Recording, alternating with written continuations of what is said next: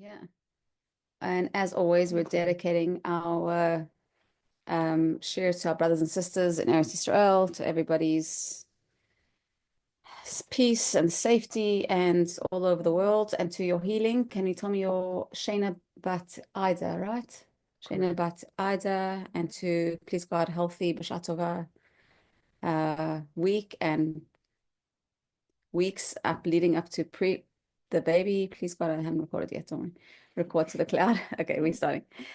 All right. Good morning, everybody, officially.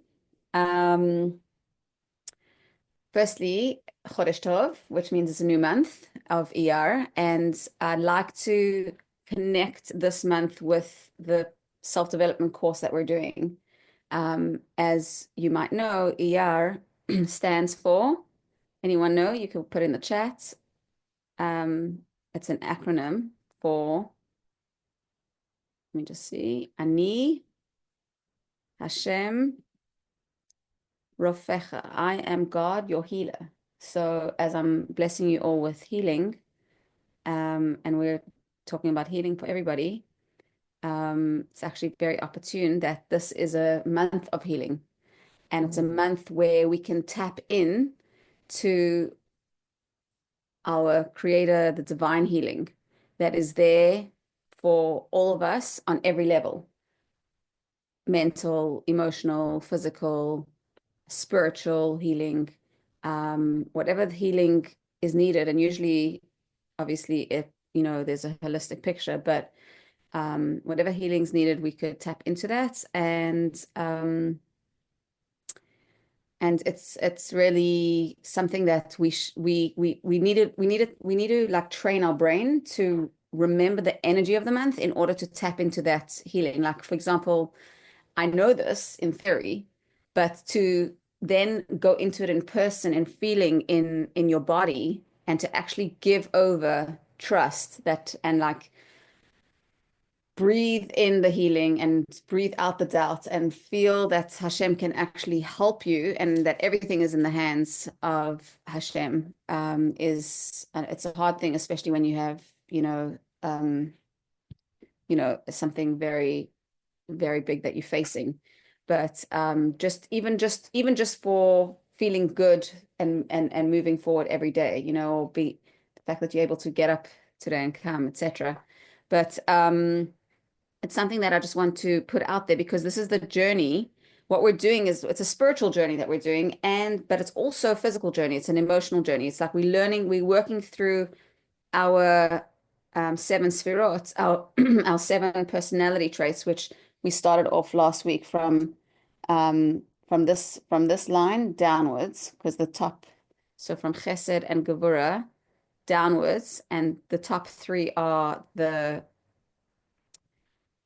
cerebral, the mind sfirot. Da'at is like is the integration between the mind and the body. So we're not actually touching Chachma, Bina, and Da'at as much, but we're working on the spirit of the emotional spirit of the body. And we started off last week speaking about Chesed and Gevurah, and the balance between needing both Chesed, which is the right arm, which is the giving and the generosity and the kindness and the yes in life, and then also needing the discipline, the Gevurah, the discipline, the boundaries, the strength, the restraint, and the no's in life. And it took me a while to realize that both Chesed and Gevurah from Hashem, like that what you say yes to, you're saying no to something else, and what you're saying no to, you're saying yes to something else, and they both important. Like we said last week, from water and fire are both elements that come from Hashem, but they have opposite effects. And when you bring them together, one can cancel out the other if it's too strong. However, they can also, in the higher realms, water and fire coexist, because it's like Malach Michael and Malach Gabriel, the two angels, Chesed and Gevurah, coexist in the higher realms. There's duality of the oneness. In lower realms, as they come down, sometimes you can have a clash. You can say like, oh, this person is very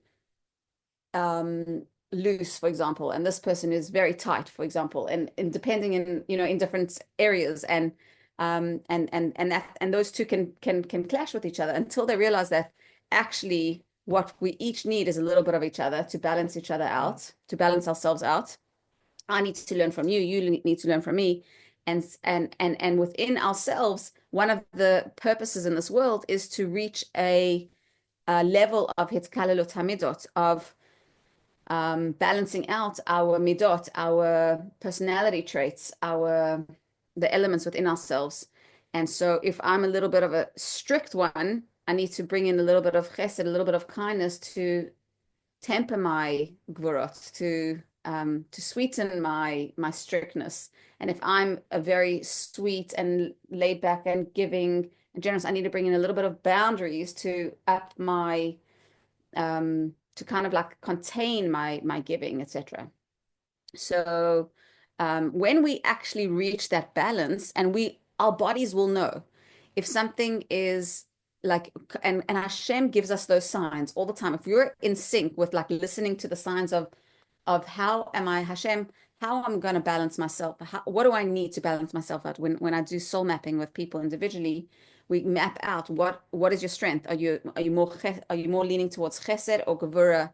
Are you more leaning towards gevura or chesed? Are you more leaning towards, and then next week we'll touch on netzach and hod. Are you more, of a go-getter, or are you more of a, content with where you are? And those are the two areas that we need both of. We need to be both motivated in Netzach, that's like next week's, and we have to be grateful and humble for where we are. And those are the two balancing factors in the, you don't have it in the color, but I'll send it to you afterwards in color. So that's the two factors that I'm talking about. Yeah. And then yeah, it's actually interesting that we're working on this. It's not like I made this up. We were going to be doing this anyway today. And then someone saying that it's like it feels pertinent to what they're going through, right? So it's pertinent to all of us because at every given time, like I get many messages in terms of my balance. Like I often get a message and I say to myself, okay, so maybe that means that I need to balance out this, or maybe and in different times call for different measures of, either chesed or gevura in different. Always mean that just because you're a mostly chesed person, you're going to have to always use gevura. Sometimes too gevura in an instance, in certain areas. Like you can. So, for example, I was speaking to someone. They said like generally I'm much more of a kind, generous, loving, but when it comes to my children, I'm much more strict. Or when it comes to, or someone else, when it comes to my siblings, I'm much more, with that sibling I'm like this, with this sibling I'm like that. Like depending on, or you can have relationships in just different people. With one person you're one end of the spectrum, and another person you're another end of the spectrum. So even within different relationships you can have a different aspect, and in that relationship we just need to make sure that there's a balance. So today and this week we come to actually the quintessential essential balance, which is tiferet, which is the balance, which is naturally the balance between chesed and gevura. You can see how it naturally becomes the heart space where these two actually meet. Chesed and gevura meet in tiferet, which is therefore a harmonious midah. It is bless you, it's a harmonious midah. It's an empathic midah. It's like, this is the seat of compassion. The heart is the seat of compassion.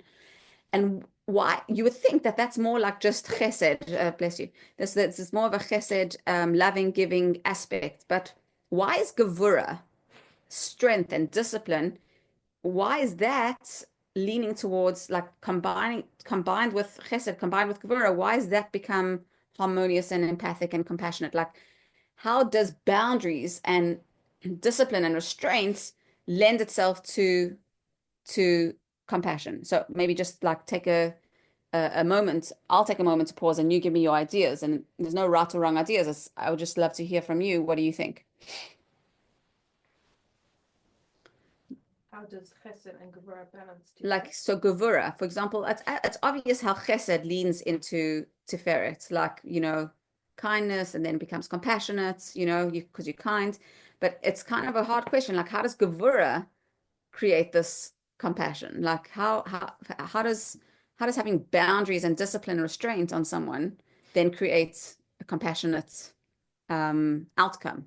Because you can see how chesed and gevura both are needed equally in order for tiferet to be the outcome. You understand? Yeah, but strength and discipline is not necessarily a bad thing. Right. So it's actually a very good thing, especially like in parenting. Exactly. Like, give me an example. You need the balance in order to grow. Exactly.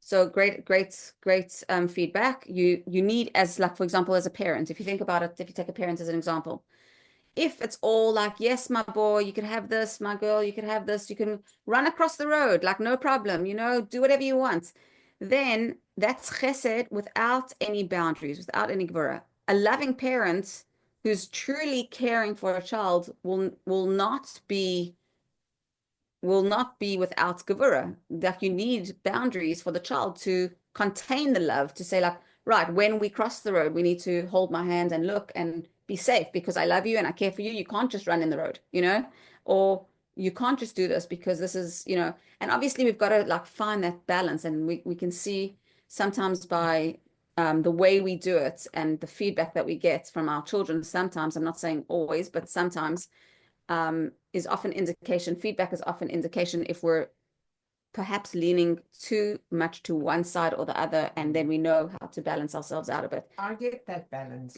only now. In retrospect, hindsight is 2020. Yeah. And it's funny because I lie in bed at night and I think of this exactly what's going on. It's weird. But yeah, well, I'll talk about Eddie's perspective. He looked at that as being a bad parent. So it's very much a case. Come to that too. It's very much a case of you've got to have the boundaries, but maybe you've got to up the chesed as well, like depending on your relationship. Do you know what I'm saying? Depending on each person's. So like for me, I need to up the boundaries because I've got too much, sometimes actually with my kids, I'm sometimes the stricter one, but sometimes and the softer one. It really depends on the different scenarios, different children, etc.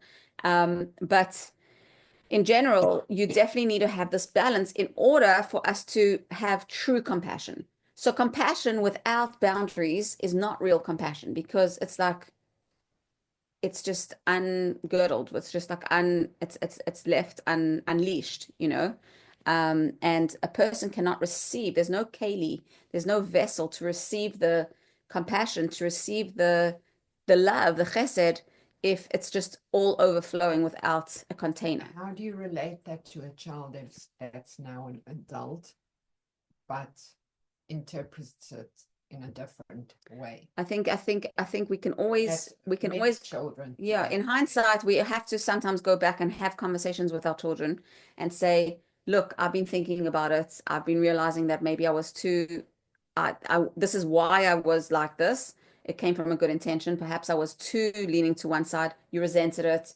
I can reflect now that perhaps I could have brought a little bit more, softer side to things, and done it in a bit of a softer way. However, no one's perfect. We're all learning to balance ourselves, etc. So, I love you. I've always continued to love you. Please forgive me for the feeling of, please forgive me for maybe taking it to one extreme instead of the other, instead of balancing a little bit, out of love for you and out of the tools that I had that at that time, which I now have expanded myself. I've now realized, and I've come to understand through perhaps distance from you, or perhaps, like reflection time, I can now understand where maybe I could have brought in a little bit of a softer hand, etc. However, it was in the best intentions, etc. And of course, that's you being the bigger person. Of course, the child needs to say their reflections. Maybe they're not there yet. Do you know what I'm saying? His response would be, because you're in a vulnerable position right now. Okay. So whatever, that we'll take it offline for personal examples. and we can expand on it. I'll talk to you afterwards Correct, about but I've the actually heard that from lots of kids Mhm. to their parents, You know, believe it or not. yeah, but I mean, maybe we're just you know, when you get older, you do become a little bit more able to Correct. correct your behavior and you know, a simple, even when you're young, a simple apology to a child. Let's say you made a mistake and you thought you were doing things with the right intention, etc. A simple apology. Some people will think never apologize to a child, but I'm not of that opinion. I'm of the opinion that if we treat ourselves and our children and those around us with respect, that when I think that I could have balanced myself a little bit better, and I'm not super sure that I did everything perfectly because I'm humble and I'm bringing in and I realized that I did a lot of good things. I tried my best, but I also perhaps could have done a little bit better with the knowledge that I have now, which I did not have then. Correct. So hindsight is 2020. Then it's worthwhile to always you know, bring that back to a child. A simple, it could heal a lot, many years of pain to just bring that awareness to the child and say, like, I've thought about it, I've become aware about it.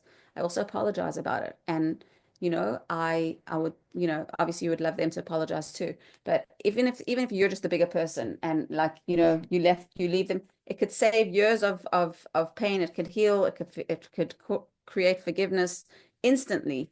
And that's what you want. You ultimately you want shalom. You want peace. You want that the actual feelings in your heart should be received, which is love, which is chesed, and it needs the boundaries. It needs the boundaries to deliver the chesed.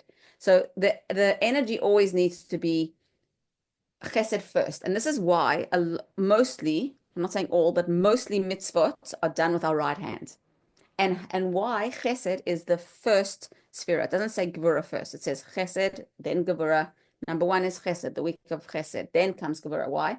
Because Hashem created the world. Remember, we said last week that this mini cosmos of this person with the 10 sfirot is reflective of number one, Hashem, because we're created in the image of Hashem. So it's like the way Hashem is designed from mibsari achazeh elokim, from my flesh, from who I am, from my makeup. I can envision an iota, obviously, of my creator. So Hashem's the way Hashem is designed, has designed, you know, designed himself and herself, whatever itself, the way the creational energy is designed is in the same way that we are in a mini way designed. And the same is true for the world. The world is designed in such a way that it includes the 10 sfirot. And it starts off with chesed. Hashem started off the world with the sphere of chesed, with the giving in the right hand. What if And someone's a bit they're changing things? there are certain things that it changes, but not everything. Like, for example, we'll still give tzedakah with our right hand, etc. Like this, because That's to fill in. they do there are some tefillin changes, etc. But there's that we tap in generally, I'm just saying generally, we tap into the cosmos of the world, which is olam chesed yibane, like the world was built on chesed. So that's why it always says, like, you know, in case you're worried that you need a lot of gevura, it's true you need some gevura, you need some boundaries and you need some strength, but fill it with, just be more cautious on filling it with a bit of extra chesed, you know, with extra with realizing that like chesed needs to be on the top and the bottom and like sandwich it with a bit of gevura in the middle. Do you know what I mean? Or like the holding needs to have gevura, but needs to be filled to capacity with chesed, with love and light. So chesed should always be the dominant. Chesed should always be a little bit more dominating, but obviously you've got to balance it. Like chesed without any gevura is not going to work. But we learn from Hashem to forgive and to give and to you know, how many times do we say, I'm sorry, Hashem, 3 times a day, you know, like, and Hashem forgives and in a human way, I mean, if we had to do that to humans, eventually it's like, I'll write you off, you know, like it's over.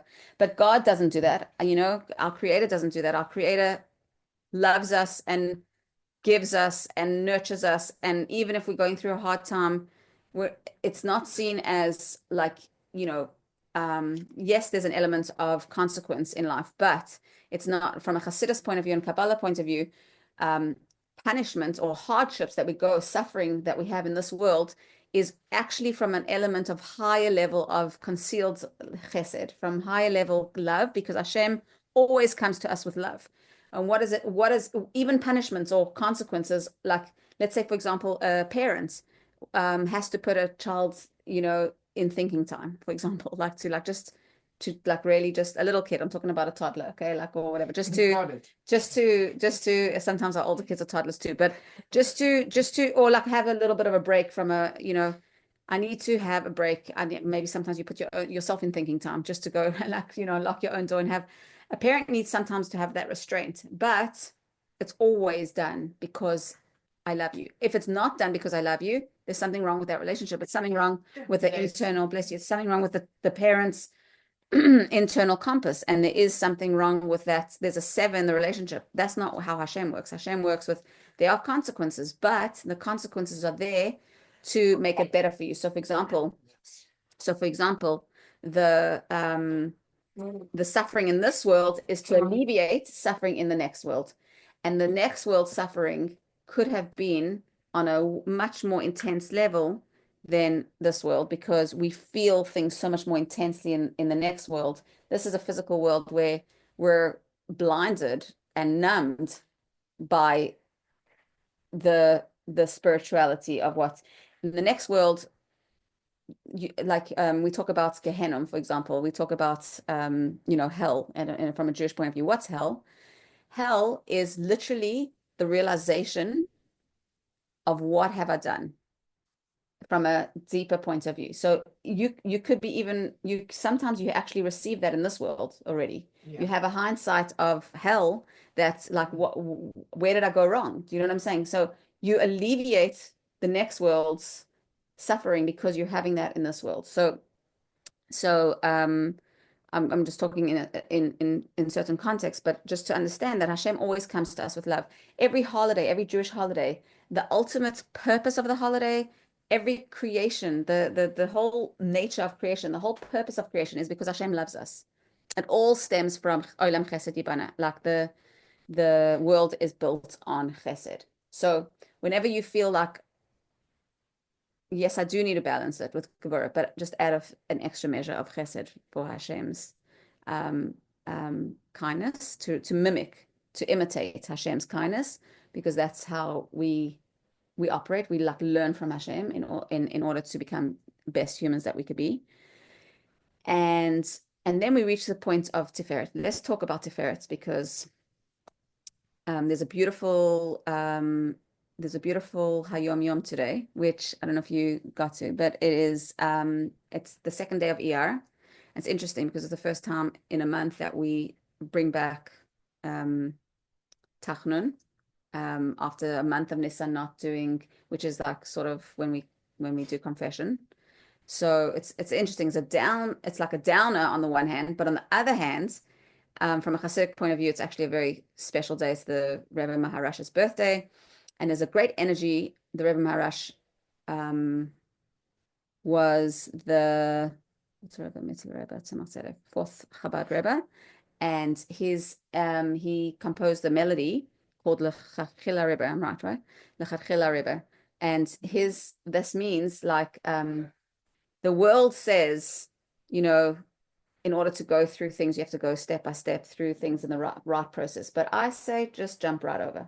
The Rebbe said this about so that his melody gave a melodious metaphor to jumping right over. It was like you can hear the stanzas, how it goes like da da da yeah yeah yeah yeah yeah, jumping right over, and almost like not letting the obstacles of the world get to you, but actually bypassing that, in your hearts and in your minds, and saying Hashem does everything. The energy of the world is Echad. Hashem is the one energy of the world. It's like Echad.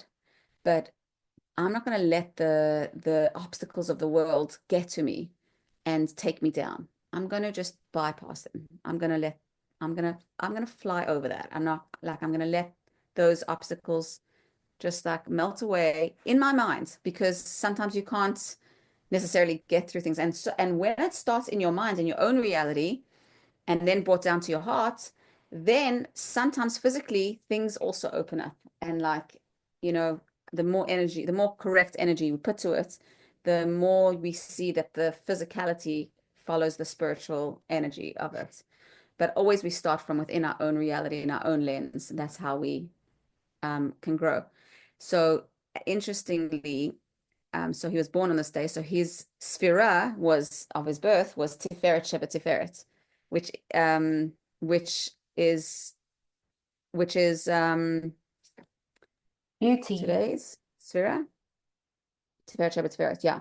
So I'm positive came but like out of left field. But so today's so or it was the maybe it was the let me just double check that. Sorry.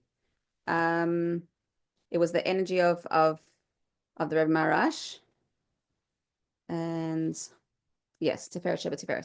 So what does that mean? This is like today's energy in the world is like the heart of compassion. It's like, and I want to just go into this compassion thing because often I think that the missing link for all of us is compassion. Compassion on ourselves and therefore compassion on others. First, we have to start with ourselves. How often are we so hard on ourselves? How often are we so self-critical? How often, and it does come from, you know, we've had critics tell us you're not good enough, or intimate to us you're not good enough, or throughout our childhood we got messages of this is not good enough, that's not good enough. And so we kind of like our subconscious like picked up maybe I'm not good enough, but it's not true because it was obviously rumors in the brain. Everybody's good enough. The way that they were created from Hashem was like ultimate the ultimate your ultimate feedback is the fact that you were created as you are means you're good enough. You know, just the fact that you were created as you are with your imbalances, with your imperfections means that your creator finds you good enough because he keeps you here every day and he wakes you up in the morning. It's good enough. Doesn't mean that we don't have to do our work to become better every day. Every single day we work to improve ourselves a little bit better, a little bit better. But we need to start with the premise of I'm good enough. We need to start with the premise of compassion for ourselves, compassion for who we are, for our nature, for our journey, for what we've been through, what we're going through, what we will go through. And I think when we tap into this kind of loving, compassionate creator and God, it no longer do we come from a place of like that you know, Jewish guilt or like that Jewish fear of like God's gonna whip me on the with lightning along the way, etc. It's not like that. We have to like we have to transfer. I always used to say like the sentence of like Ani Hashem Elokechem, I'm Hashem your God. It's like we say, I, you know, the first commandment is like of the 10 commandments. I am the Lord your God. And when we say Shema Israel, listen, O Israel, Hashem is the Lord, Hashem is, you know, is our God, Hashem is one. Like it's very, the way you say it and the tone in which you say it can be very different. So you can either say, I'm the Lord your God, listen to my instructions, or you can say, I'm Hashem, I'm yours. I'm here to help you. I understand you. I know you. I created you. I know your ups and your downs. I see what you're going through. I understand who you are, what you are. I've given you all those challenges. I've surrounded you with your soul's journey in order to get to where your soul needs to get to for because I love you and because it hasn't been easy and it hasn't seemed good for you, but because this is it is good for you because your soul journey will take you to the place that your soul needs to evolve into. We're all on a journey, and if we just tap into that tiferet, that and it's today is like tiferet of a tiferet, like compassion of compassion, compassion for myself, then I begin to look at myself with um, with the heart, with the correct eyes, with Hashem's eyes, which is love, understanding, compassion, etc. Yes, with boundaries, because Gevurah is involved in that, you know, like the certain things that I've been held back from or restrained from, etc. Hashem has that, but it's always from a place of love. And then because I start loving myself and accepting myself, my body can relax and my being can relax, and I become healthier and more accepting of myself. And then I can become more accepting of my partner and my children and those around me and my parents but so the cause and effect happens starting from ourselves. Do we accept ourselves? Do we love ourselves? Are we compassionate? Do we forgive ourselves?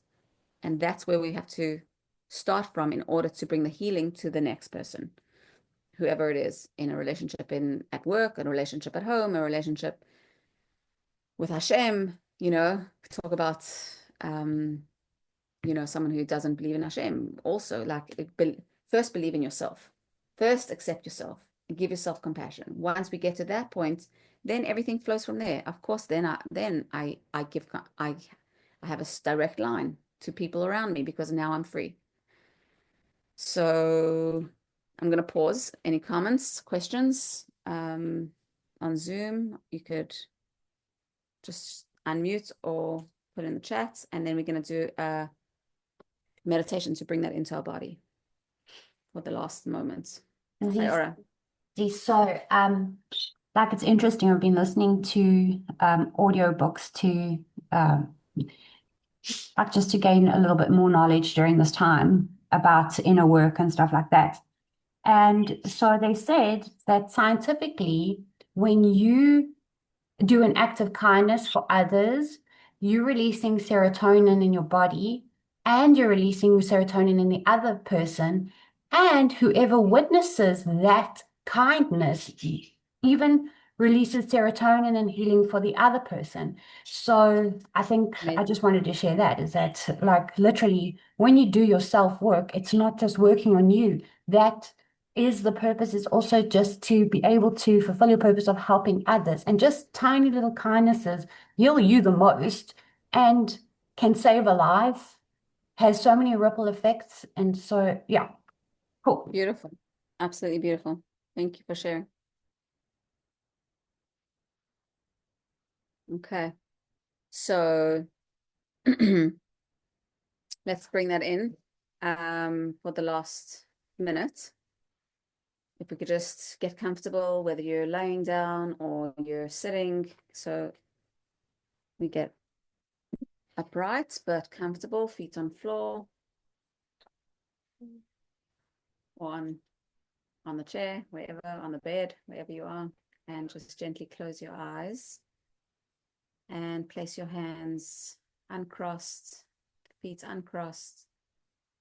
Place your hands on your thighs. Take a deep breath in and a deep breath out. We're going to just do a few deep breaths to get our neshima opening up to our neshama. Our breath opens up to our soul. Take a deep breath in for 4 and out for 6.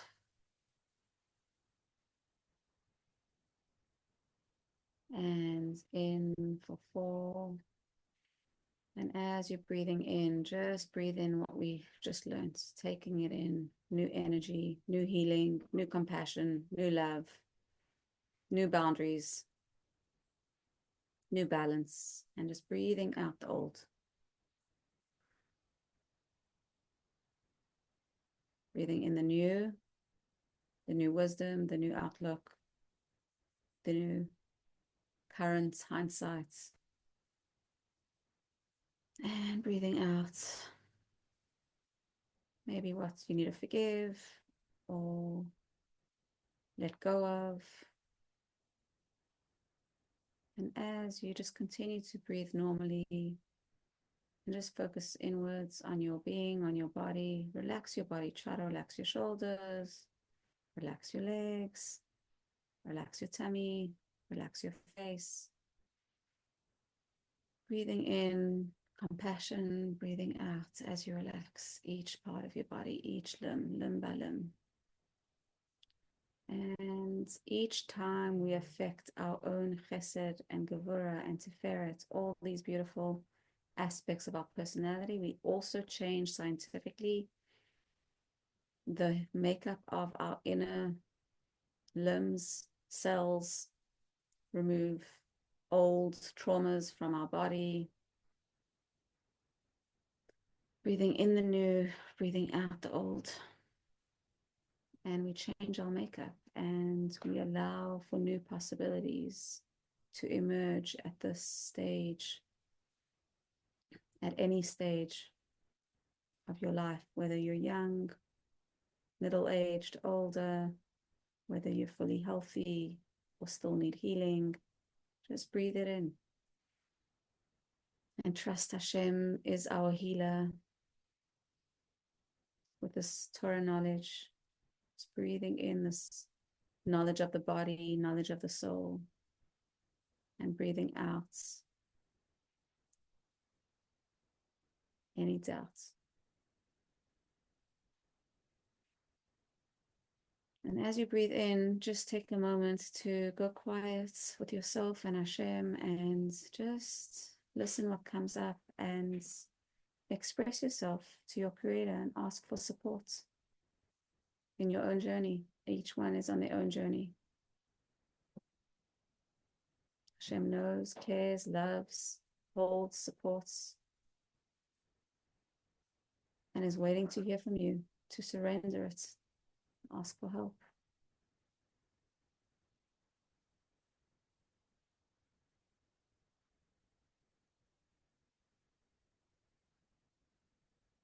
And then trust, breathing in the trust and the faith, and breathing out the doubts, breathing in the trust and faith that Hashem is helping us and will make it better. And that my surrender and my giving it over will go a long way to affect myself and those around me, those that I come in contact with, and those that I send positive energy to. This can even happen, healing can even happen long distance. That's why we do mitzvot and we think about Eretz Israel. Just by doing something here in your own sphere can send beautiful positive energy to help others, as we've heard scientifically. Just breathing that in and breathing out, and just accepting the healing and Hashem's loving, kind compassion. And as you come out of this meditation, just gently moving our bodies, finding ourselves on our sitting bones, back in the chair, on the bed, or on the ground, wherever you are. And gently open your eyes and come back into the space when you're ready.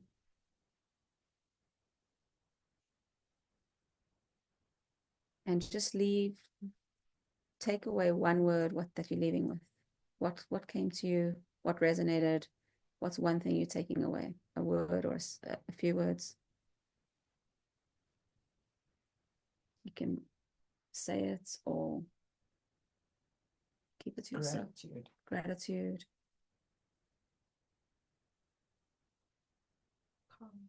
Calmness. Or you can put it in the chat. I think silent knowledge. Silent knowledge. Beautiful. Self-compassion. Beautiful. Okay. Have a beautiful week, everybody. And a Chodesh Tov. And please, God, we should all be able to bring ourselves that self-acceptance and compassion. Thanks, E. Lots of love. Bye. Thanks.